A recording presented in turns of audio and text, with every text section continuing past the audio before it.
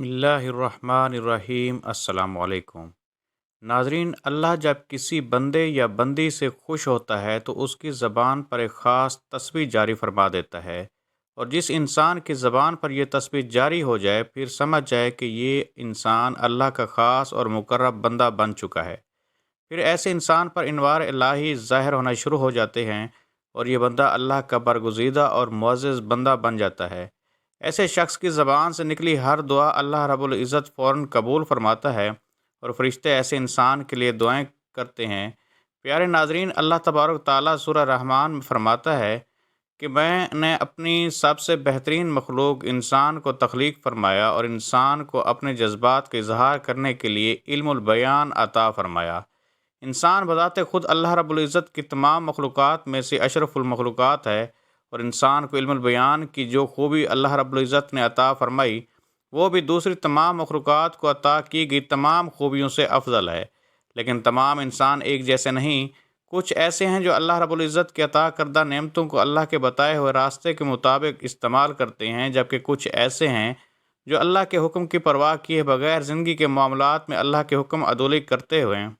جو لوگ اللہ رب العزت کے احکامات کے مطابق اپنی زندگی بسر کرتے ہیں تو پھر اللہ سبحانہ و تعالیٰ ان سے راضی ہوتا ہے اور اس دنیا میں بھی ان پر اپنا خاص فضل و کرم فرماتا ہے، جبکہ آخرت میں تو اللہ نے اپنے پسندیدہ بندوں اور بندیوں کے لیے بیش بہا انعامات کا وعدہ فرما رکھا ہے۔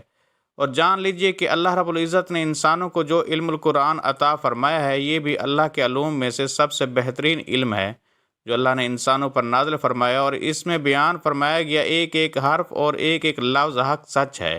لیکن اللہ رب العزت اپنے اس کلام کو پڑھنے کی طاقت اور توفیق ایسے لوگوں کو ہی عطا فرماتا ہے جن کے دلوں میں اللہ سے ہدایت پانے کے لیے طلب ہوتی ہے۔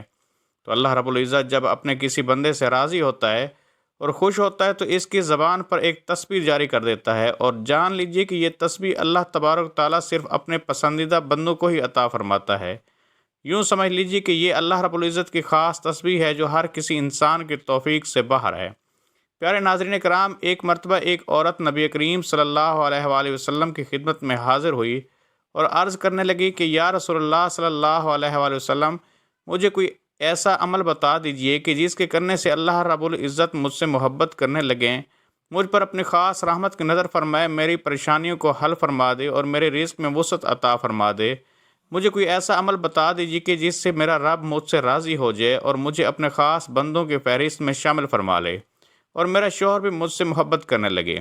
نبی کریم صلی اللہ علیہ وآلہ وسلم نے ارشاد فرمایا کہ اے خاتون اسلام، دنیا سے بے رغبتی اختیار کر لو، اللہ تم سے محبت کرے گا، اور لوگوں کے پاس جو کچھ بھی ہے اس سے توجہ ہٹا لو تو لوگوں میں تمہارا مقام و مرتبہ بلند ہو جائے گا۔ پیارے ناظرین، اللہ رب العزت جس سے محبت کرتا ہے اس کو زمین میں مقبولیت مل جاتی ہے، یعنی لوگ اس سے محبت کرنے لگتے ہیں اور اس کے بارے میں اچھا گمان رکھتے ہیں۔ پیارے آقا صلی اللہ علیہ وآلہ وسلم نے ارشاد فرمایا کہ اللہ تعالیٰ ارشاد فرماتا ہے کہ گنہگاروں کا رونا، آہ و بکا کرنا، گڑ گڑانا مجھے حمد و ثنا کرنے والوں کی سبحان اللہ کہنے کی آواز سے زیادہ پسند ہے۔ تو اللہ کا ایسا بندہ جسے اپنی ذات کے اندر بے شمار عیب دکھائی دیتے ہیں اور وہ اپنے کیے ہوئے اعمال پر نادم و پشیمان ہوتا ہے، تو جس شخص نے تنہائی میں اللہ کو یاد کیا اور اس کی یاد میں آنسو بہے اور جہنم کی آگ سے ڈرا، تو نبی کریم صلی اللہ علیہ وآلہ وسلم نے فرمایا کہ اللہ سبحانہ و تعالیٰ ایسے شخص کو اپنے عرش کے سائے میں جگہ نصیب فرمائے گا۔ پیارے ناظرین، نبی کریم صلی اللہ علیہ وآلہ وسلم نے فرمایا کہ جس نے استغفار کو اپنے اوپر لازم کر لیا، اللہ اس کی ہر پریشانی کو دور فرما دے گا، اسے ہر تنگی سے راحت عطا فرمائے گا، اور اسے وہاں سے رزق عطا فرمائے گا کہ جہاں سے اس کے وہم و گمان میں بھی نہ ہوگا۔ تو آپ بھی اگر اللہ کے چنے ہوئے محبوب بندوں کی لسٹ میں آنا چاہتے ہیں تو چلتے پھرتے اٹھتے بیٹھتے اللہ رب العزت کے سامنے توبہ و استغفار کرتے رہیں۔ نبی کریم صلی اللہ علیہ وآلہ وسلم کے آزاد کردہ غلام زید رضی اللہ تعالیٰ عنہ روایت کرتے ہوئے بیان کرتے ہیں کہ رسول اللہ صلی اللہ علیہ وآلہ وسلم نے فرمایا، جو شخص یہ دعا پڑھے، یعنی میں اللہ تعالیٰ سے بخشش طلب کرتا ہوں جس کے سوا کوئی معبود برحق نہیں، وہ زندہ ہے، قائم رکھنے والا ہے، اور میں اسی سے توبہ کرتا ہوں، تو اس کی مغفرت کر دی جاتی ہے، اگرچہ وہ میدان جہاد سے فرار کیوں نہ ہوا ہو۔ صحیح حدیث ہے اور اسے امام ترمذی نے روایت کیا ہے۔ واضح ہے کہ مارکہ جہاد سے بھاگنا ان 7 ہلاک کر دینے والی اشیاء میں سے ہے کہ جن کا ذکر ایک دوسری حدیث مبارکہ میں آیا ہے۔ فرمایا 7 ہلاک کر دینے والی چیزوں سے بچو، ان میں سے ایک میدان جہاد سے بھاگنا ہے۔ اس لیے مفہوم یہ ہوگا وہ تمام گناہوں سے تائب ہو جائے جن میں سے ایک میدان جنگ سے بھاگنا ہے، ورنہ گناہ پر قائم رہتے ہوئے صرف استغفار کرنا کچھ بھی سود مند نہیں ہو سکتا۔ محترم ناظرین، ترمذی میں اسی دعا کے بارے میں نبی کریم صلی اللہ علیہ وآلہ وسلم نے ایک مقام پر یوں ارشاد فرمایا کہ جو شخص بچھونے پر یہ دعا 3 مرتبہ پڑھ کر سوئے گا تو اللہ تعالیٰ اس کے تمام گناہوں کو بخش دے گا، اگرچہ اس کے گناہ درختوں کے پتوں اور ٹیلوں کی ریت کی تعداد میں ہوں۔ پیارے ناظرین، استغفار کی اس تسبیح کے علاوہ کلمہ طیبہ کا ورد کرنے کا بھی بہت ہی زیادہ اجر و ثواب ہے۔ حضور نبی کریم صلی اللہ علیہ وآلہ وسلم نے فرمایا، جو شخص اچھی طرح سے وضو کرے اور آسمان کی طرف دیکھ کر کلمہ پڑھے، اس کے لیے جنت کے دروازے کھول دیے جاتے ہیں۔ لا الہ الا اللہ محمد رسول اللہ پڑھنے والے کو نہ قبر میں وحشت ہوگی اور نہ قبر سے اٹھنے کے بعد۔ ہر وقت کلمہ پڑھنے والا بخشا جائے گا۔ میزان اعمال کو تولنے والے ایک پلڑے میں اگر یہ کلمہ رکھ دیا جائے اور دوسرے میں سارے زمین و آسمان، تو کلمہ والا پلڑا وزنی ہوگا۔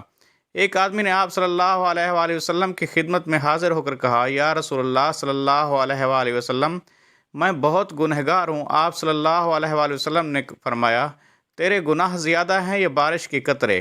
کہا، میرے گناہ۔ آپ صلی اللہ علیہ وآلہ وسلم نے فرمایا، تیرے گناہ زیادہ ہیں یا اللہ کی رحمت؟ تو اس نے کہا، اللہ کی رحمت۔